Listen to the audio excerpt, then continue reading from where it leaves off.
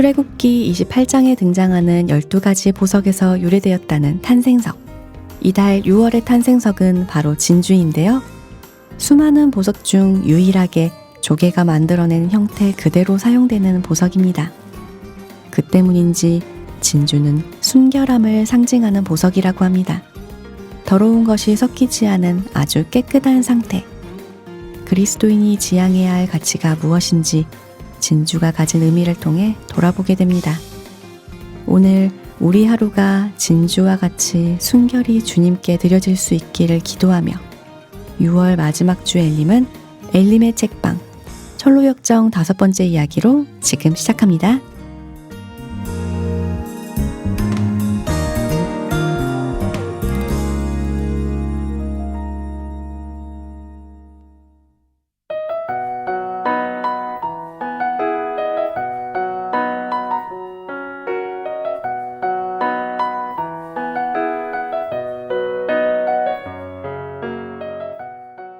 서적부 속 빼곡한 신앙서적들 엘림이 읽어드립니다. 그것도 아주 쉽게. 오늘도 김두영 형제님과 함께합니다. 두영 형제님 그거 알고 계시나요? 저희가 오늘 회차 포함 단 2회만을 남겨놓고 있습니다. 네. 오늘 포함 네, 두 번이죠. 오늘 포함. 참 시간이 정말 빠르네요. 그렇죠. 벌써 책 한 권을 뚝딱 그냥 아주. 그러게 말입니다. 늘 이런 그 마지막을 앞두게 되면 좀 돌아봤을 때 아이 좀 더 마음 쓰고 잘할 걸. 네. 좀 하는 그런 아쉬움이 좀 남는 것 같아요. 네, 저도 그렇습니다. 저희가 마지막까지 힘을 내서 크리스찬과 함께 달려가 보도록 하죠. 네. 그럼 오늘의 스토리텔러 두영 형제님, 지난 시간 끈끈한 동역자가 된 믿음과 크리스천의 이야기를 함께 나누어 보았는데요. 오늘의 이야기도 들려주시죠. 네, 오늘 저희가 함께 살펴볼 챕터는 13 허영의 시장, 14 크리스천과 소망, 15 절망 거인에 잡힌 순례자들, 16 기쁨의 산의 목자들, 이렇게 4챕터입니다. 줄거리를 바로 살펴보도록 하지요. 네. 예, 오늘 이야기는 바로 방금 말씀하신 믿음과 함께 전도자를 만나서 대화 나누는 것으로 시작됩니다. 전도자가 아주 섬뜩한 예언을 하나 하는데요. 지금까지 그래 왔던 것처럼 앞으로도 많은 환난을 겪게 될 터인데 한 사람 혹은 두 사람은 피로써 하늘의 복음을 증언해야 할 것이라고 말을 합니다. 복선이군요. 어쩌면 한 명을 떠나보게 되지 않을까요? 예, 어찌 될지 한번 지켜보겠습니다. 네, 그 후에 둘은 광야를 벗어나서 금세 한 마을로 들어서게 됩니다. 그 마을의 이름은 허영이었으며 그 마을에는 허영의 시장이 있었습니다. 네. 온갖 종류의 허영을 사고 팔기 위해 세운 연중무휴의 시장, 온갖 세상적인 것들이 즐비한 시장입니다. 바로 그리스도인들이 이 유혹에 빠져 살게 하려는 것이었죠. 네. 예, 그 시장에 사람들의 이목을 끌게 되는 두 사람이 있었으니 바로 크리스천과 믿음이었습니다. 크리스천과 믿음은 그들이 입는 옷들과 달랐고요. 또 말씨도 달랐습니다. 허영의 물건을 팔려고 하면 거들떠 보지도 않고 내 눈을 돌이켜 험한 것을 보지 말게 하소서! 우와! 으악! 라고 부르짖고 귀를 틀어막았습니다. 네, 와. 이러니 이목이 집중될 만하죠. 진짜 그럴 만하네요. 예. 그러다가 마침내 일이 커져서 시장에는 큰 혼란과 소동이 벌어지고 말았습니다. 재판정으로 끌려가게 되죠. 그들은 우리는 아무런 나쁜 짓도 하지 않았노라고 항변하지만 허영의 사람들에게는 자신들과 같지 않은 것이 나쁜 것이었나 봅니다. 이후 둘은 마구 두들겨 맞고 옥에 갇힌 후에 구경거리가 됩니다. 자신들과 같지 않은 것이 나쁜 것이었나 보다. 네, 꼭 핍박받던 우리 그리스도인들의 모습을 그대로 옮겨놓은 것 같습니다. 그렇습니다. 마침내 최종 판결을 받을 때가 이르렀습니다. 재판장을 혐오경이 맡고, 이름이 혐오예요. 예. 누가 이름을 그렇게 지었죠? 아주 혐오스럽네요. 예, 계속 가겠습니다. 3명의 증인, 시기, 미신, 아첨의 증언을 듣습니다. 이들은 크리스천과 믿음이 왕이건 법률이건 관습이건 모두 무시하는 사람들이라 하였고 하나님을 제외한 종교는 모두 헛된 것이라고 말하는 아주 나쁜 사람들이라고 증언하였습니다. 이에 믿음이 자신을 변호하지만 구차하게 자신의 목숨을 구걸하지는 않습니다. 이름처럼 재판 과정 내내 편파적이었던 혐오경은 최종 판결을 내립니다. 바로 사형. 어, 엄청나죠? 네. 예. 배심원들은 그 옛날 사도 바울이 사람들에게 들었었던 말을 마구 내뱉습니다. 네. 이런 놈은 이 세상에서 아주 없애버려야 합니다. 아, 이놈은 이단자임이 분명합니다. 뭐 이런 말이요. 네. 그들은 곧 결정을 실행에 옮깁니다. 아주 끔찍한 방법으로 믿음을 사용시킵니다. 그런데 그때 바로 수많은 군중들 뒤에 두 필의 말이 이끄는 마차 한 대가 마치 기다렸다는 듯이 믿음의 모든 고통이 끝난 후에 그를 데리고서 바로 천국문으로 향하는 지름길로 바로 그를 인도하게 됩니다. 크리스천은 집행유예를 받고요. 감옥으로 보내진 뒤에 하나님의 도우심으로 감옥에서 벗어나 순례길을 계속하게 됩니다. 여기까지가 13장 허영의 시장이었습니다. 아, 우려했던 끔찍한 일이 실제로 벌어졌네요. 네. 하지만 좀 끔찍한 일이라고 표현하는 것이 좀 무색해지는 게요. 믿음과 크리스천 모두가 전도자가 예언했던 그 닥쳐올 죽음이 자신의 최고의 행복이라고 여겼다는 것입니다. 그러게요. 네, 둘은 오히려 그 죽음의 운명에 선택되기를 바라고 있었다고 책에서 나오거든요. 참 어떻게 그럴 수 있을까? 그러게요. 천국 소망이 크기 때문이겠죠. 인생 목적 자체가 천국이기 때문이 아니었을까 싶었습니다. 14장에서는 어떤 이야기가 이어지나요? 네, 14장에서는 믿음의 순교와 그리고 크리스천의 핍박을 이겨내는 이 모습은 그 다른 한 사람, 소망이라는 자를 감동시키게 됩니다. 항상 이렇죠. 소망. 네. 이번엔 소망입니다. 어, 그는 스스로 소망이라 이름 짓고 형제로서 언약을 맺은 다음 크리스천과 동행하기를 요청합니다. 이때 정말 인상 깊은 구절이 하나 나옵니다. 하나님의 진리를 증거하기 위하여 한 사람이 죽자 또 다른 한 사람이 그의 제 가운데서 일어나 크리스천의 순례길에서 동행하게 되었다. 제 가운데서 일어나다니요. 진짜 이야. 딱 그 말씀이 생각났어요. 한 알의 밀이 땅에 떨어져 죽으면 그 말씀이 정말 생각났던 구절입니다. 네. 그러게요. 그렇습니다. 그러다가 순례길 가운데 사심이라는 사람을 만나 대화를 나누는데요. 네.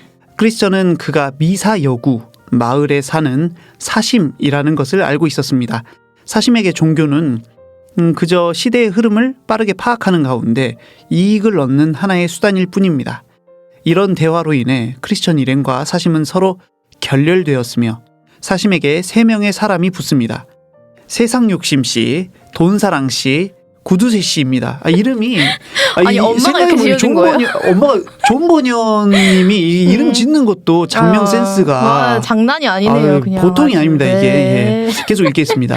이들은 자기들처럼 종교가 황금 신발을 신고 태양빛 아래서 만인의 갈채를 받을 때만 종교를 따르려 하는 것이 선하고 지혜롭다고 서로 칭찬하며 한 가지 문제를 내요. 서로. 네. 예, 어떤 사람이든 예를 들어 목사든 상인이든 이 세상에서 행복과 부귀영화를 누릴 수 있는 기회가 있다면 무슨 수를 써서든 관심 없던 종교에도 열성을 보이는 것이 과연 정당한 일인가? 네. 하는 문제였는데요. 네네. 이들은 그것이 합당하다는 본인들끼리의 결론에 합의했습니다. 네. 예, 목사의 봉급은 너무 적으니 열심히 노력하고 많은 사람들을 끌고자 사람들의 구미를 맞추는 설교를 하려고 노력하며 소임을 다 한다면 뭐 법적으로 문제 없으니까 합당하다. 그리고 예를 들어 작은 가게를 가지고 있는 상인이 종교를 갖게 되어서 부유한 여자와 결혼하든 종교를 통해 더 많은 고객을 끌어들이든 이는 합법적이다.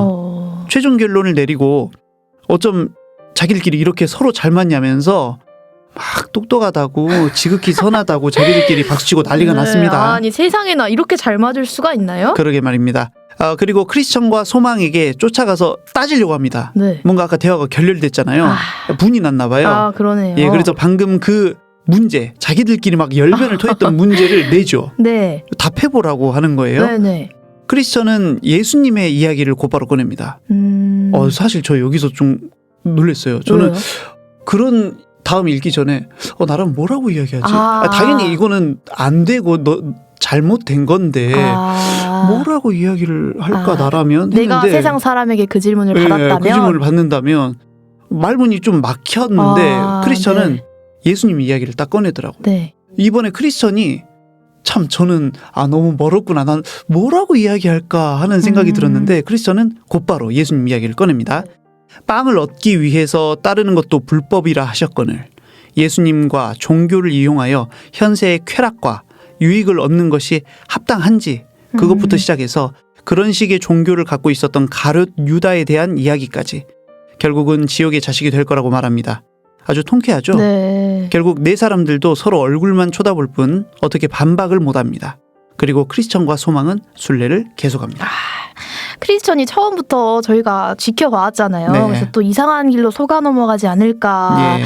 전전긍긍했던 게 엊그제 같은데 정말 단단한 그리스도인이 되었습니다. 그렇습니다. 저만 그대로네요. 아니에요. 원영자매님 몸신앙이고 제가 입신앙이니까. 아니야, 진짜? 아니, 제발 부탁드려요. 아닙니다. 자, 네. 여러분 그 몸신앙이 이게 대체 무슨 말인가 하는 분들은 지지난 그 이야기를 또 지난 이야기를 참고해 보시면 좋겠습니다. 예. 예.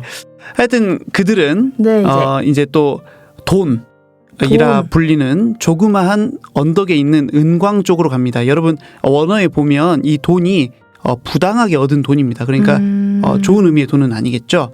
그 은광 쪽으로 갔는데요. 이곳은 이 길을 가던 사람들이 그 은광을 살펴보려다가 발 디딘 땅이 갑자기 꺼져서 죽임을 당하게 되는 그런 곳이었습니다. 은광으로 올라가는 길에 조금 떨어진 곳, 그곳에 디모데후서 4장 10절로 유명한 데마라는 사람을 만나게 됩니다. 그는 크리스천과 소망을 유혹합니다. 이런 데마의 모습 참 씁쓸하지 않나요? 네. 크리스천과 소망을 유혹하면서 데마도 얼굴을 붉혔다고 나옵니다. 데마는 이 세상을 사랑하여 나를 버리고 데살로니가로 갔고 데마가 사실 자기 행위가 부끄럽다는 사실을 몰랐으리라 생각지는 않습니다. 예, 그러니 얼굴을 붉혔겠죠. 네. 예, 대체 왜 유혹에 넘어가지 않냐는 데마의 질문에 크리스천은 우리가 옆길로 들어서는 것은 하나님의 뜻이 아닐진데 어찌 그럴 수 있겠느냐 반문합니다. 이내 자기도 따라 나서겠다며 데마가 말이죠. 네. 예, 같이 가자고 데마는 말합니다. 네. 그렇지만 크리스천은 단호하게 안 된다고 말합니다. 따라 나서지 못한 데마는 뒤이어 쫓아온 아까 전에 그 사심 일행. 쿵짝에 잘 맞던. 예, 아주 그분들 4명. 네. 예, 그분들 4명 일행을 이제 만나게 되는데요. 네. 데마가 또 유혹을 합니다. 아이고. 얼마나 잘 넘어갔을까요? 예, 대번의 유혹에 넘어간 그들은 죽음을 당하고 맙니다. 여러분 놀라지 마십시오. 철로역정 읽다 보면 상당히 살벌하다는 느낌을 많이 받을 수 있습니다. 삶 아니면 죽음, 생명 아니면 영벌 둘 중에 하나입니다, 여러분. 자, 조금 얼마 더 걷다가 어떤 비석처럼 생긴 이 돌기둥을 발견하게 되는데요. 거기에는 롯의 철을 기억하라 라고 글이 적혀 있습니다. 경계를 삼으며 순례의 길을 계속 또 걸어갑니다. 재물에 대한 탐욕스러운 마음을 다루고 있는 14장 크리스천과 소망이 이렇게 끝이 납니다. 네, 14장에서 사심의 말 중에서 네. 태양이 밝게 비추고 사람들이 주님을 찬양할 때는 주님과 동행하는 것을 무척 좋아합니다. 라고 했던 말이 저는 되게 인상 깊었는데요. 지금 현재 전 세계 3분의 1이 기독교를 믿고 있다고 해요. 네. 이런 시대를 사는 나의 믿음과 기독교라는 이름만으로 핍박을 당하던 시대를 살았던 분들의 믿음은 정말 가늠할 수 없는 차이겠구나 싶었고요. 네. 또 가깝게는 저희 부모님 세대. 정말 광주교회라고 하면 이단이라고 비난을 받았던 그 시대를 살았던 분들의 믿음과 엊그제 이제 모두회에서 자매님이 간증 중에 광주교회 사람들도 천국 갈지도 모르지 믿는 건 맞으니까라고 그 장로교회 목사님이 말씀을 해주셨다고 한 거 예. 그걸 듣고 나서 좀 요즘은 무엇을 믿느냐 이게 아니고 믿긴 믿잖아. 예. 뭐 그럼 됐지 뭐 이런 정도?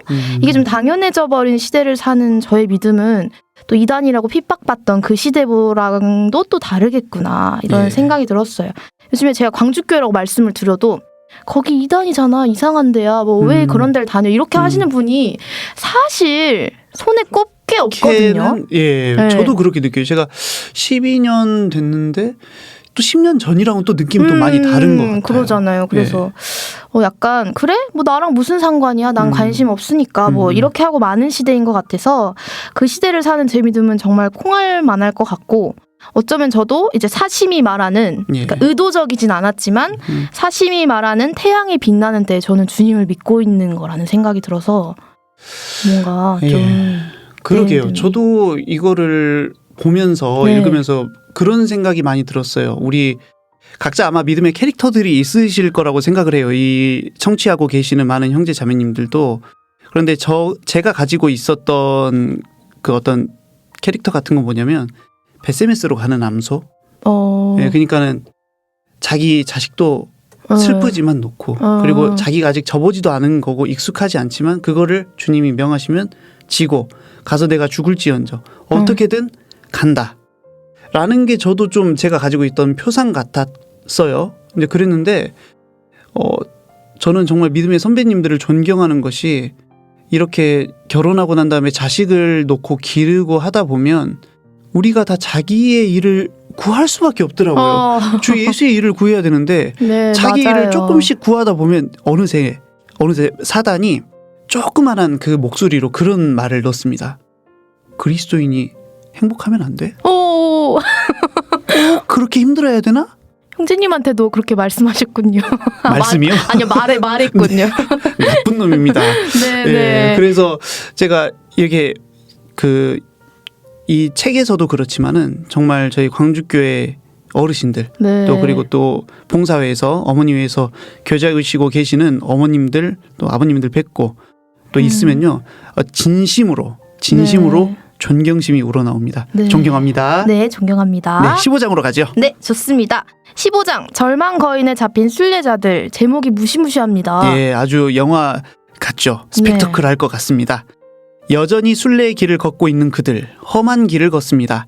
정로에서 벗어나려 하지 않습니다. 그러나 길이 갈수록 험해지죠. 낙심하게 됩니다. 그러다 길 왼편에 있는 곁길 초원을 발견하게 됩니다. 우리 크리스천, 너무 힘들었을까요? 제가 바라던 이 편한 길이 여기 있다면서 소망 씨에게 그리로 가자고 제안합니다. 이럴 수가 불길한데. 크리스천이 이럴 수가. 제가 아까 괜히 옛날과 정말 다르다 이렇게 괜히 얘기한 거. 괜한 말을. 꼭 그런 말을 하면 이러더라고요. 예. 네. 뭐 자매님 때문에 그런 것은 아닐 거고요. 네. 예, 계단식 문을 넘어서서 울타리를 넘어서 오솔길로 들어서서 아주 편한 길을 만나게 됩니다. 네. 길에서 헛된 확신이라는 사람도 만나게 돼요. 너무 불안하죠. 아니 어떻게 이렇게 장명하는지도 모르겠어요. 네이밍 센스가. 예. 네. 그러나 이 헛된 확신은요 곧바로 깊은 웅덩이에 가다가 빠져 죽고 여기 세모 없으면 회색지대 없습니다. 살든가 죽든가 둘 중 하나예요. 그래서 일행은 이제 그 헛된 확신은 갔고요. 네. 예, 번개와 비를 만나게 됩니다. 억수같이 쏟아져 내리는 비, 홍수가 일게 됩니다. 그들은 큰 길, 곧 네가 전에 가던 길을 마음에 두라, 돌아오라 라는 격려의 음성을 듣고는 처음 들어왔던 그 계단식 문을 찾아 돌아갑니다. 그러다가 그 밤에 다 돌아가지 못하고 조그만 은신처 안에 들어가서 몸을 녹이게 되는데요. 그런데 거기서 멀지 않은 곳에 의심의 성이 있음을 보게 됩니다. 그곳 영주는 절망 거인이었죠. 네. 두 사람이 잠든 곳은 바로 거인의 땅이었던 겁니다. 이른 아침 자기 땅을 살피던 영주 절망 거인은 내 땅에 함부로 들어와 잠을 잤다면서 크리스천과 소망을 잡아가서 자기 성에 더러운 악취가 나는 아주 어두운 지하 감옥에 가둡니다. 빛도 없이 아무것도 먹지도 마시지도 못하고 누워있는 가운데 크리스천은 갑절의 슬픔을 느끼고 있습니다. 바로 자신 때문에 이 모든 고난에 빠지게 되었다고 여겼기 때문입니다. 절망 거인에게는 자포자기라는 이름의 아내가 있습니다. 자포자기. 예, 이 자포자기는 크리스천과 소망을 무자비하게 때리도록 충고하죠. 아니 이게 충고? 모르겠어요. 이제 그들의 방식인지 모르겠지만 네. 그리고는 그들이 결국 스스로 목숨을 끊도록 설득하라 합니다. 이게 뭔가? 잔인하죠. 때려서 죽이는 것도 아니고요. 아침마다 흠씬 두들겨 맞고 어둡고 컴컴한 곳에 있는 둘은 이야기를 나눕니다. 스스로 목숨을 끊는 것이 어떨지 말이에요. 뭔가 자신의 실수 때문에 이렇게 된 거다라는 크리스천의 자책이 그런 생각까지 하게 만든 모양이네요. 그런가 봅니다. 예, 흔들리는 크리스천. 그에게 소망은 주님께서 살인하지 말라고 명하셨고 다른 사람을 살해해서도 안 되지만 자신을 죽이는 일은 자기의 몸과 영혼을 동시에 죽이는 일이라며 안 된다고 말합니다. 혹시 하나님께서 도와주실지 모르니 기다려보자고 말하죠. 네. 아무리 맞아도 버티는 그들. 거인은 고집불통인 그들에게 성뜰로 끌어내어 자기가 처치한 사람들의 뼈와 해골을 보여줍니다. 스스로 목숨을 끊도록 하기 위함인데요. 그렇게 10일이 넘게 감옥에 있었던 그들.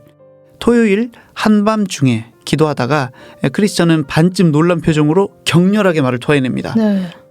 자기 가슴 속에 약속이라 불리는 열쇠가 하나 있는데 그 열쇠는 의심성에 있는 모든 자물쇠를 열 수가 있는 것이라고요. 아니. 내 정신 좀 봐 하면서 아마 네. 그랬나 봐요. 그리고서는 가슴에서 열쇠를 꺼내서 감옥문을 열고 탈출하게 됩니다. 소리를 듣고 깬 거인이 쫓아오지만 갑자기 발작을 일으키게 되죠. 주님이 도우심입니다. 네. 예, 추격할 수 없게 됐죠. 이렇게 15장 절망 거인에 잡힌 순례자들이 마치게 됩니다. 아니 지금 어떻게 생각하면 이 네. 열쇠가 있는데 몰랐다고? 맞을 때마다 열쇠 소리가 났을 수도 있는데 짤랑짤랑. 그랬을 수 있는데 그랬다는 겁니다. 아니 참 이게 기가 찰 노릇이지만 일단은 예. 상징적인 소설이니까요. 네네. 소망과 함께 기도한 후에 이제 그런 열쇠를 소유하고 있다는 걸 깨달았다. 뭐 그게 키포인트겠죠? 네, 맞습니다. 저는 이번 장에서 이 큰 감동을 받았습니다. 의심의 성에 들어가서 절망 거인에게 고난을 겪었던 장면. 아니, 그냥 저희가 방금 읽은 15장 이 절망 거인의 손에 잡힌 순례자들 전체가 감명 깊었는데요. 하나님이 정하신 정로는 좁고 길이 협착합니다. 어려움이 많다는 뜻이죠. 그런데 그 길이 힘들어 조금만 눈을 돌리고 옆으로 벗어나면 크고 길이 넓은 운행하기에 편리한 길이 등장합니다. 오늘 크리스천과 소망이 겪은 고난도 바로 크고 길이 넓은 곳으로 걸음을 뗀 것에서 시작이 되었습니다. 네. 정로를 걸으며 고난 가운데 하나님만 붙잡고 갈 때는 힘들어도 이런 게 없었는데 정로에서 벗어나 약간 편해지려 맘먹으니까 의심의 성이 등장하고 결국 그곳에 빠져들게 됩니다. 그곳에서 절망 거인에게 흠씬 두들겨 맞습니다. 하루, 이틀, 사흘, 나흘 그렇게 열흘 동안이나 지겨운 매질을 당하면서 이 지하에서 얼마나 힘들었겠어요. 네. 예, 그 지하의 음침함은 참담함 아마 그 자체였을 겁니다. 더군다나 아무것도 먹지도 마시지도 못한 상황에서 그러한 일을 겪는다면 누구나 절망하겠지요. 저는 이번 15장에서 크리스천이 보인 반응이 현대인에게 쉽게 나타나는 그리고 우리 그리스도인들에게도 종종 나타나는 우울증의 증세와 많이 닮았다는 생각이 들었습니다. 혹시 원영자매님은 어떻게 하면 우울증이 오는지 알고 계시나요? 우울함이 계속 반복되면서 뭔가 더 네. 이상 벗어날 수 없을 것이라는 생각이 들 때, 그럴 때 오는 것이 우울증 아닐까요? 예, 비슷합니다. 아마 청년들 사이에서는 유명한 나무 위키라는 사이트가 있는데 혹시 네. 아세요? 알죠, 당연히. 예, 네. 예. 거의 만능 백과사전과 같은 사이트예요. 정말 엄청나더라고요. 그곳에서는 사람에게 우울증이 단순한 우울감을 넘어서 병적 증세를 보이게 되는 메커니즘을 다음과 같이 설명합니다. 네. 일상을 잘 지내고 있다가 누가 봐도 힘들겠다 싶을 정도로 그런 강도로 어떤 일을 한 방을 맞았다고 합시다. 네. 그럼 사람이 꺾이겠죠. 네, 그렇죠. 예. 그런데 사람에게는 회복 탄력성이라는 게 있어서 다시 시간을 두고 회복하게 된다고 합니다. 그런데 서서히 시간을 두고 회복하려던 찰나에 다시 한번 또 한 방을 뻑 맞게 됩니다. 그럼 마찬가지로 또 꺾이게 되죠. 네. 시간을 두고 회복하려는데 다시 한번 또 와 힘들겠다 싶을 정도로 한 방을 빡 맞았다고 합시다. 이런 일들이 계속 반복된다면 사람은 그 회복할 수 있는 힘을 잃어버린다. 크리스찬과 소망이 약간 회복될 틈을 얻지 못하고 계속 맞았던 그 시간들과 약간 비슷할까요? 네, 그렇죠. 그렇게 얻게 되는 우울증의 증세가 있는데 첫 번째로는 무기력, 두 번째로는 스트레스에 대한 저항력 상실이라고 합니다. 학습된 무기력과도 같습니다. 안 돼. 난 안 될 거야. 이렇게 발버둥을 쳐도 결국엔 난 이겨내지 못할 거야. 변하는 건 없어. 아무것도 할 수 없는 그런 땅거미가 진 상태와 같은 자신을 발견하게 되고 이전에는 대수롭지 않게 여길 정도의 강도인 스트레스에 대해서도 그만 저항력을 상실해버리게 됩니다. 필요 이상의 신경질을 부린다거나 폭력성이 나오기도 하죠. 이런 일들이 심화되다 보면 결국 폭력성은 그 원인을 찾아 향하게 됩니다. 바로 모든 상황을 이렇게 만들어버린 나에게로 향하는 것입니다. 나를 죽이면 이 모든 게 끝이 나겠구나 싶은 거죠. 네. 크리스천이 절망 거인이 이 스스로 목숨을 끊으라는 말을 계속 하잖아요. 네. 그 말을 듣고 쉽게 흔들렸던 것은 이 모든 상황을 만든 것은 그 책임이 바로 나에게 있다고 여겼기 때문입니다. 이것은 아마 그로서는 견디기 힘든 일이었을 것입니다. 절망 거인의 아내 이름이 어찌나 적절한지요. 자포자기 딱입니다. 크리스천을 자포자기하게 만들었습니다. 너무 슬프네요. 사실 우리 모두에게 있을 수 있는 일일 것 같아요. 네. 어떤 환경이 그것도 얼마나 연속적으로 주어지느냐에 따라 다를 뿐일 테죠. 예. 마귀가 우리에게 원하는 것은 세상 가운데서 자기를 지키려는 것도 없고 규율도 필요가 없으며 연합된 동역자들의 도움도 소용이 없는 자포자기의 상태의 일이라고 생각합니다. 아마 크리스천은 그날 밤 스스로 목숨을 끊었을지도 모릅니다. 만일 그 옆을 지키고 있는 사람이 소망이 아니었다면 말이죠. 믿음의 순교 이후 등장한 소망의 이 장면에서 정말 무릎이 탁 쳐졌습니다. 네. 크리스천에 의지할 것, 소망밖에 없잖아요. 우울증을 겪고 있는 사람들에게 없는 것이 바로 소망이거든요. 더 네. 나아지리라는 소망이, 이것을 이겨내리라는 소망이 없습니다. 맞습니다. 15장에서는 사실 크리스찬이 매우 약해 보였고 소망이 오히려 매우 강해 보였거든요. 네.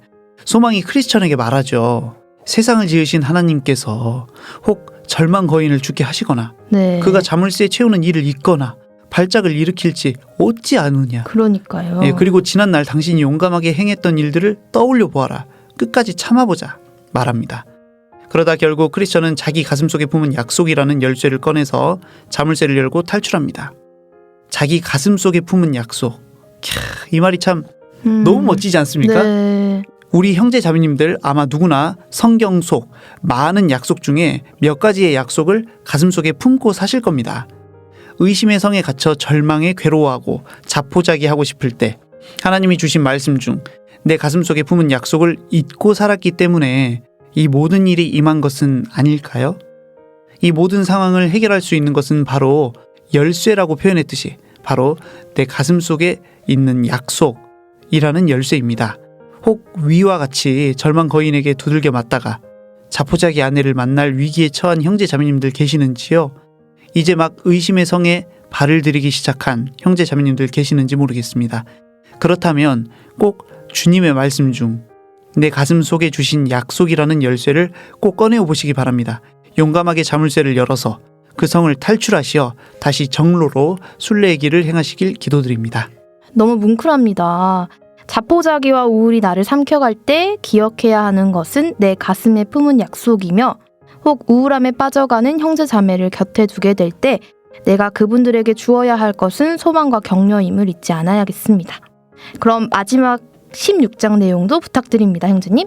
네, 악몽과 같은 열흘이 넘는 감옥 생활을 지내고 그 다음 맞는 16장의 제목은 기쁨의 산의 목자들입니다. 아, 좀 숨통 트이죠? 네, 이제 숨통이 그동안 너무 엄청나서 오, 네. 예, 왠지 제목이 마음 좋고 놓이시죠? 네. 계속 길을 가던 그들은 기쁨의 산에 도착합니다. 그곳에는 정원과 과수원과 포도원, 샘들이 있습니다. 그들은 물을 마시고 몸을 씻은 뒤 마음껏 과실을 따먹었지요. 그리고는 양을 먹이는 목자들을 만납니다. 목자들은 지식, 경험, 경계, 성실이라는 이름을 가진 자들로 크리스천과 소망을 대접합니다. 제가 더 기쁘고 감사하네요. 하나님께서는 약간 그 어떤 절망 가운데서도 네. 다시 어찌 됐든 기쁨을 느낄 수 있는 상태로 만들어가 주시는구나. 이게 느껴져서 참 감사한 제목입니다. 그렇죠. 그게 설교 때도 종종 나오지만 정말 힘들 때 네. 이게 끝이 날까? 그럴 때가 있어요. 이건 누가 봐도 이건 계속 영원할 것 같고 앞으로 인적 구성이나 내 주변의 환경을 봤을 때 네. 여기서 벗어나기 쉽지 않다. 네, 네. 계속 이럴 것이다. 라고 생각에 빠지게 되면 맞아요. 너무 힘들죠. 네. 그렇지만 하나님이 또 이렇게 좀 숨통을 트일 수 있는 네. 이런 곳으로도 기쁨으로도 인도를 하시는 것 같습니다. 함께 식사를 마친 뒤에 목자들은 이 순례자들에게 뭔가를 보여줍니다. 첫째로는 오류라고 불리는 산 꼭대기에 이 질비한 시체들을 보여주는데요. 진짜 예. 죽음 아니면 삶이네요. 예, 그렇습니다. 아주 살벌합니다, 여러분. 이것은 몸의 부활이 이미 지나갔다고 떠드는 들어보셨죠? 네네. 후메네오와 빌레도의 말을 듣고 오류에 빠졌던 자들의 시체였습니다. 둘째로는 조심산에서 멀리 보이는 무덤 사이를 오르내리는 여러 맹인들이 있습니다. 네. 그것은 아까 크리스천과 소망이 있다가 나왔던 의심의 성에 절망 거인에게 붙잡혔다가 눈을 뽑히고 온종일 헤매이고 있는 자들의 모습이었습니다. 그걸 바라보는 그 둘의 마음이 어땠을까 모르겠어요. 진짜 시겁했을 것 같아요. 예. 네. 또 마지막으로는 어떤 낮은 바다, 언덕 쪽 문을 따라가는 곳에 그 안에는 짙은 어둠과 연기가 자욱하고 불이 타는 듯한 소음, 울부짖는 소리, 유황 냄새가 납니다. 바로 지옥으로 가는 샛길인데 위선자들이 주로 가는 길이라고 합니다. 그곳에서 에서, 유다, 알렉산더처럼 복음을 모욕하는 자들, 아나니아와 삽비라 등이 있음을 알게 됩니다. 목자들은 그들도 한때는 순례자였으며 꽤 멀리까지 여행하다가 이런 비참한 상황에 빠지게 되었다고 이야기해 줍니다. 다시 한번 강하신 분에게 부르짖어서 힘을 달라고 할 필요가 있겠다고 느낀 크리스천과 소망. 끝으로 청명이라는 높은 산에 올라 망원경을 통해 천성문을 보게 됩니다. 그리고 그 영광에 손을 부들부들 떨게 되죠. 네. 길을 떠나고자 하며 오늘의 모든 줄거리는 마치게 됩니다. 네, 오늘도 잘 들었습니다, 형제님. 네네. 뭔가 이걸 들으면서 참 사소하다고 생각하기 쉬운 그 차이가 삶과 죽음을 가르는구나 이런 생각이 네. 참 많이 들어요. 그래서 맞습니다. 크리스찬의 순례길을 통해서 정말 많은 것을 배워가는 것 같습니다.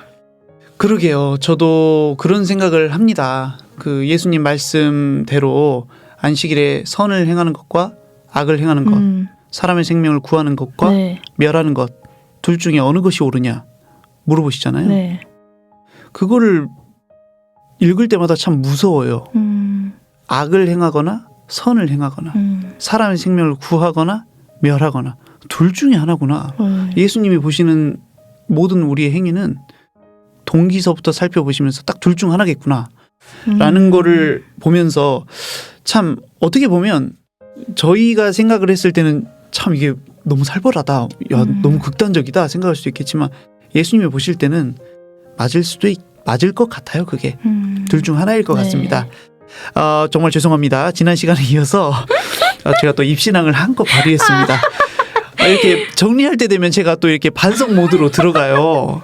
그게 죄송합니다. 네. 예, 아주 이렇게 말만 하고 있습니다. 자, 여튼간에 타협하지 않고 당당히 신앙을 지키는 크리스천과 믿음처럼 타협하지 않고 대답할 것을 항상 예비하는 그런 그리스도인이 되어야겠습니다. 네, 저도 입신앙이 아닌 몸신앙으로 우리 더 이제 네, 다음 회차가 마지막이니까 좀 아쉽기도 한데요. 네. 그래도 크리스천 천국은 보내드려야 하니까요. 갈 수 있는 거 맞죠?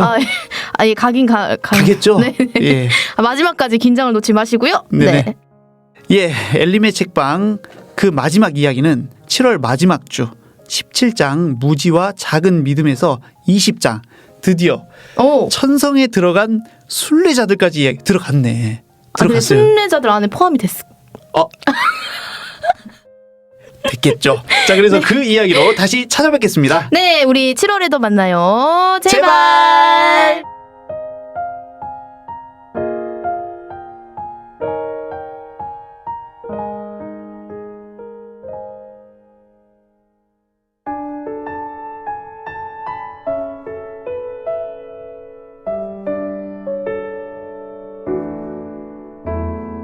나 지금껏 어린 아이처럼 말하고 깨닫고 생각해왔어. 주 나에게 가르쳐준 것처럼 성장한 사람의 사랑을 하고파.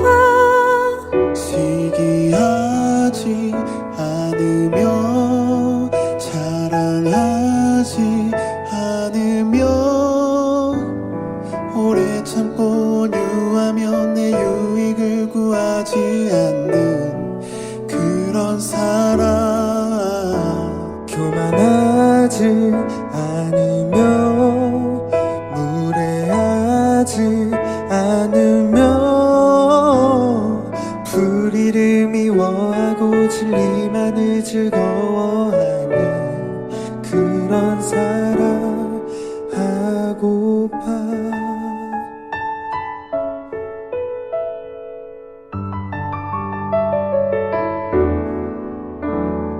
주 나에게 가르쳐 준 것처럼 성장한 사람의 사랑을 하고파.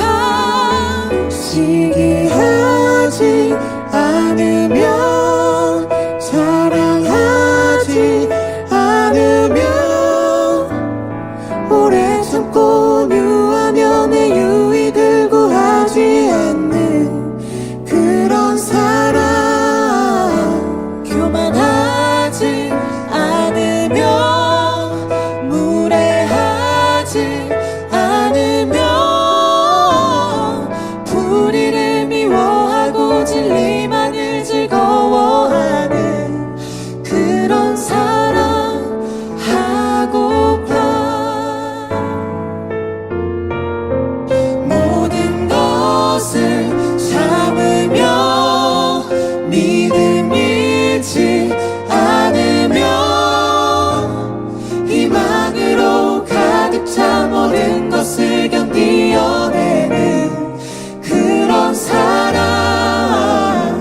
예언도 방언도 지식도 사라질 때에 언제까지나 영원한 변하지 않는 온전한 것, 그건 바로 사랑.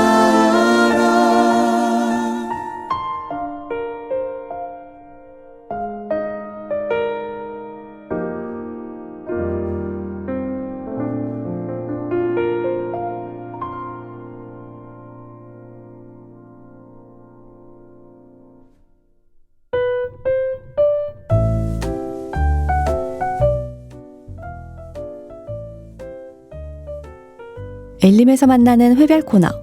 교회학교 청년의 갈릴리 학교에 이어 6월의 마지막을 장식할 회별 코너는 은빛 청년회에서 준비해 주셨습니다. 지금 바로 만나볼까요?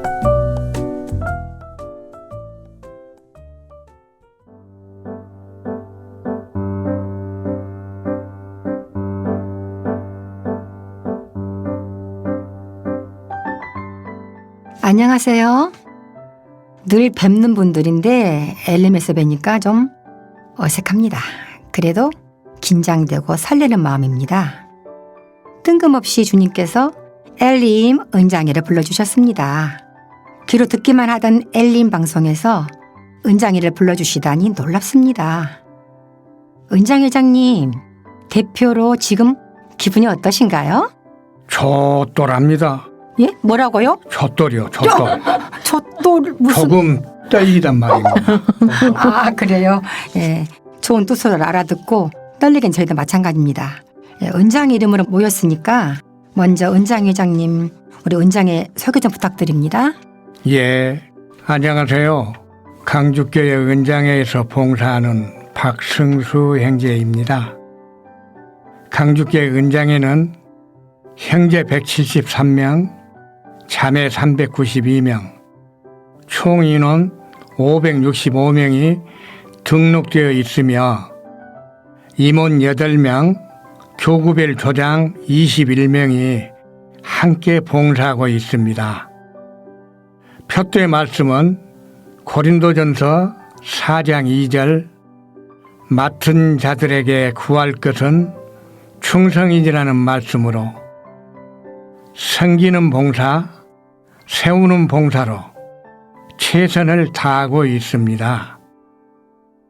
코로나19 종교시설 방역수칙으로 매주 주일 아침에 진행하던 주일 아침 은장회 집회가 중단되어 아쉬움과 말씀에 대한 사모심이 큰데 하루속히 코로나 사태가 완화되어 다시 진행되기를 소망하고 있습니다.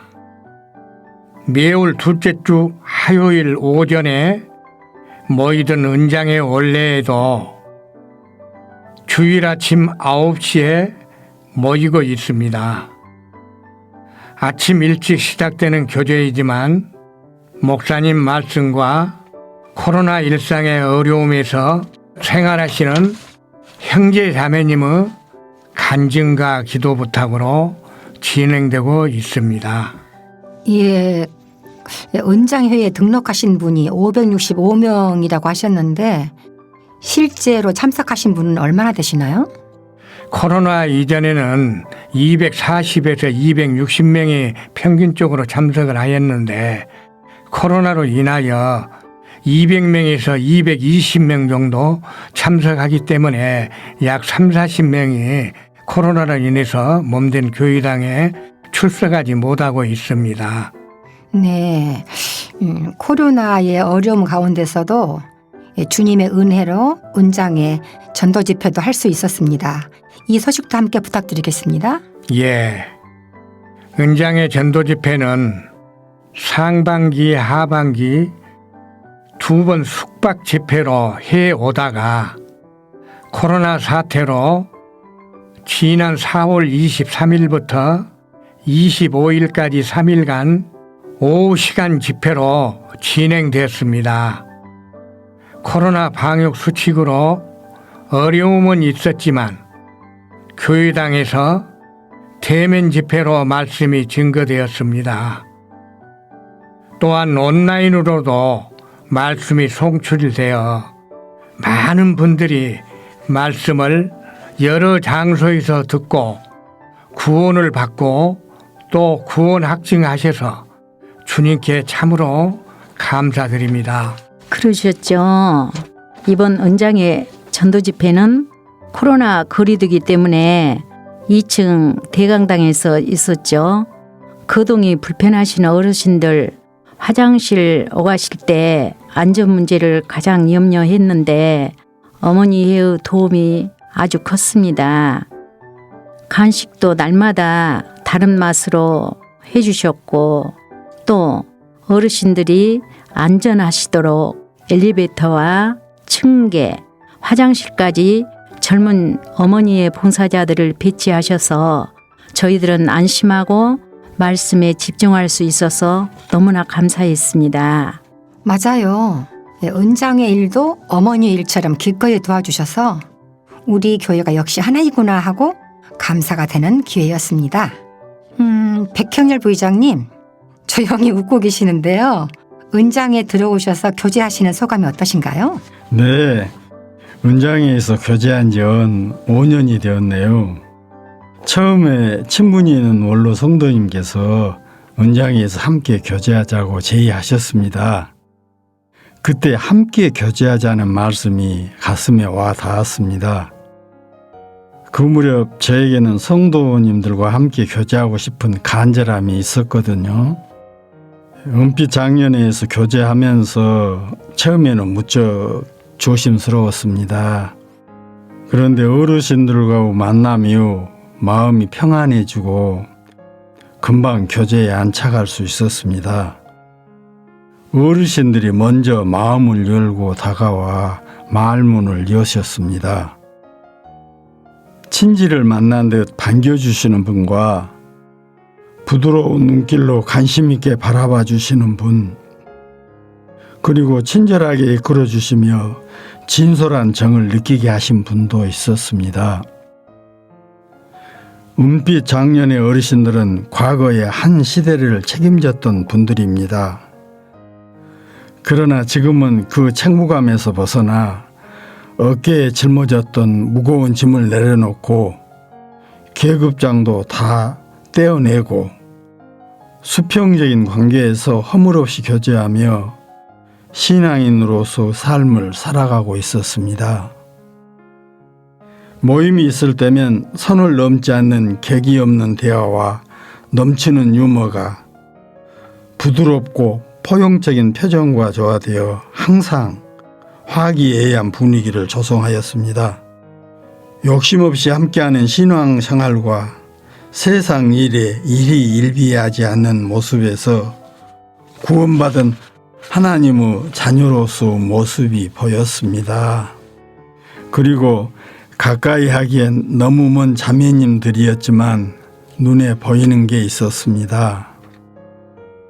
비록 얼굴에는 주름이 가득하고 몸은 구부정하여도 안녕하세요 라는 인사 한마디에도 경 높은 품성과 젊은 날의 교양과 아름다움이 엿보이기도 했습니다.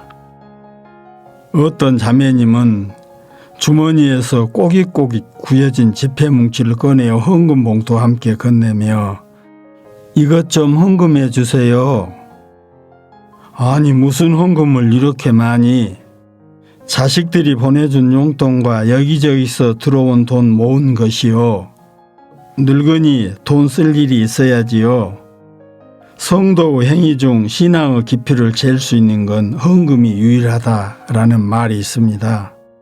귀감이 되는 은빛 장년의 아름다운 풍경입니다. 또한 전도와 신방을 우선순위에 두고 고군분투하는 모습들도 귀감이 되어 옆에서 지켜보는 성도들의 가슴을 뛰게 하였습니다.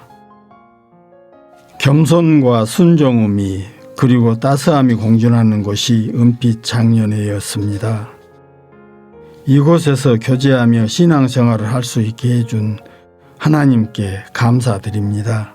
네, 어머니 회에서도 교제할 때도 참 감사하고 즐겁습니다. 그런데 때를 따라 아름답게 해주신다고 하셨는데 주님께서 나이에 따라 주시는 은혜를 은장에서 다 받고 있습니다. 근데 집사님 어르신들이 교회 사랑하시는 그 마음들이 참 아름답게 느껴집니다.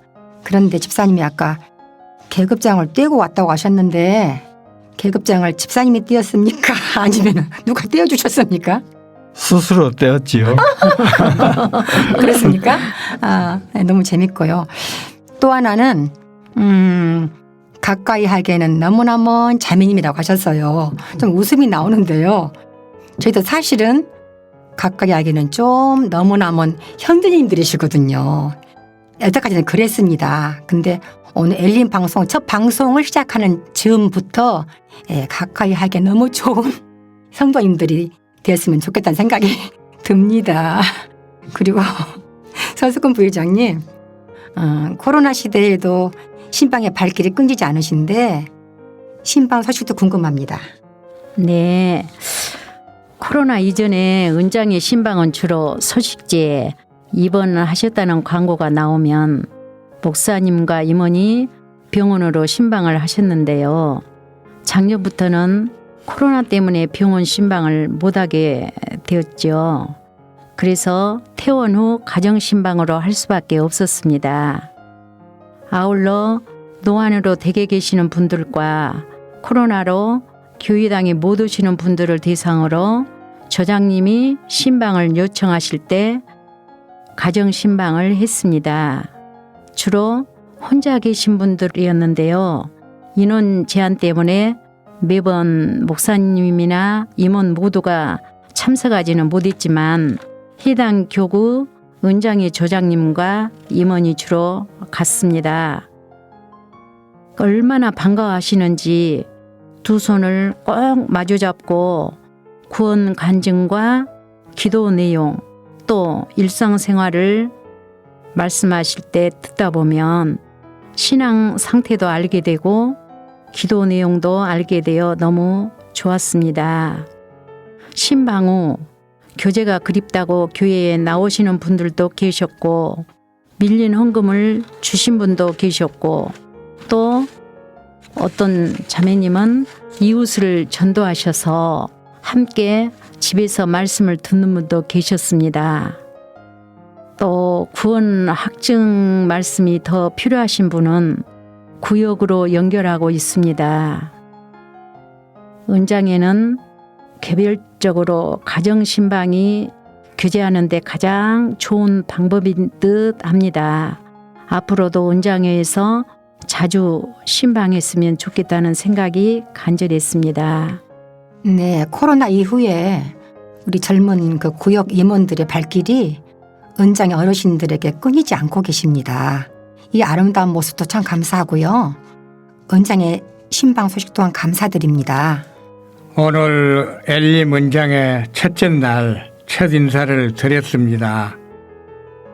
앞으로 매월 한번 성도님을 찾아뵈는데 성도님들도 좋은 소식 주셔서 함께 만들어가는 엘림 은장회가 되도록 기도해 주십시오. 네, 함께 만들어가는 엘림 은장회가 기대가 됩니다.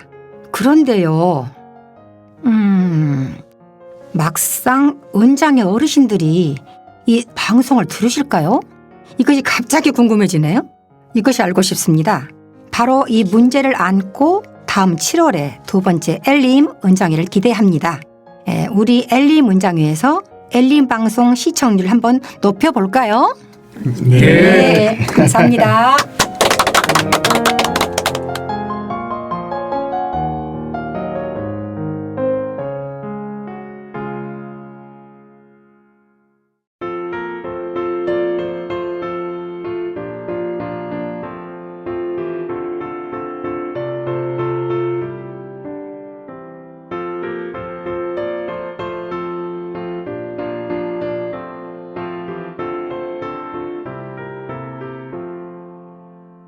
내 진정 사모하는 친구가 되시는 구주 예수님은 아름다워라. 산 밑에 백합하여 빛나는 새벽별 주님 영원한 길 아주 없도다. 내 마음이 아플 적에 큰 위로 되시며 나 외로울 때 좋은 친구라. 주는 저 산 밑에 백합 빛나는 새벽별 이 땅 위에 비길 것이 없도다. 내 맘의 모든 염려 이 세상 노랗고 주님 항상 같이 하여 주시고 시험을 당할 때에 악마의 계교 즉시 물리치사 나를 지키네. 온 세상 날 버려도 주 예수 안 버려 끝까지 나를 돌아보시니 주는 저 산 밑에 백합 빛나는 새벽별 이 땅 위에 비길 것이 없도다.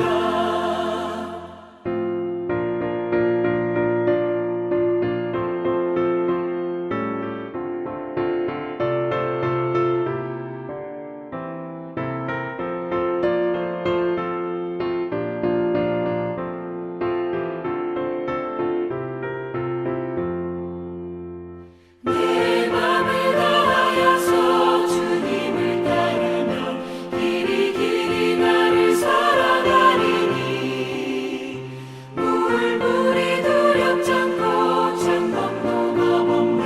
주는 높은 산성 내 방패시라. 내 영혼 먹이시는 그 은혜 누리고 나 친히 주를 뵙기 원하네. 주는 저 산 밑에 백합 빛나는 새벽별 이 땅 위에 비길 것이 없도다.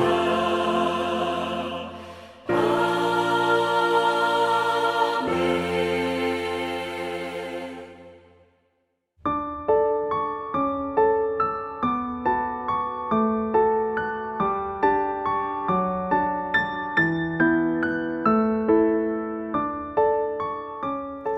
또 천국은 마치 좋은 진주를 구하는 장사와 같으니 극히 값진 진주 하나를 만남에 가서 자기의 소유를 다 팔아 그 진주를 샀느니라. 마태복음 13장 45절 46절 말씀. 나의 모든 소유와 바꿀 만큼 그만큼의 간절함과 넘치는 아름다움이 함께할 천국. 나는 내가 고집하던 모든 그릇된 길을 버리고서야 그 찬란한 소망을 얻게 되었음을 기억하며 따라서 천국 소망을 대하는 나의 자세는 어떠해야 하는지를 돌아보며 하나님이 함께 하시는 라디오 광야에서 만난 엘림. 오늘도 주 안에서 평안하시기를 기도합니다.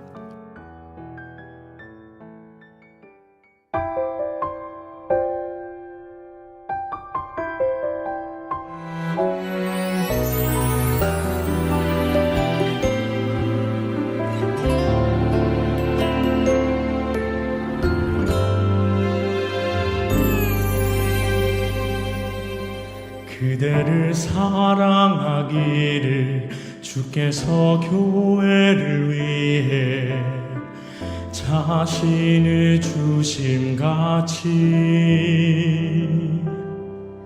그대를 사랑하기를 교회의 머리 되신 주께 순종하듯 하리라. 그대를 사랑하기를 주께서 교회를 위해 자신을 주심같이 그대를 사랑하기를 교회의 머리 되신 주께 순종하듯 하리라. 서로의 다름을 인정하고 있는 그대로를 사랑하며 힘들 땐 기도하고 기다려주며 걸음을 맞춰 함께 걷게 하소서. 오직 사랑 안에서 하루를 살게 하시고 오직 사랑 안에서 모든 일 결정하기 우리를 사랑하신 그 큰 사랑을 인해 주님을 닮아가는 우리가 되게 하소서.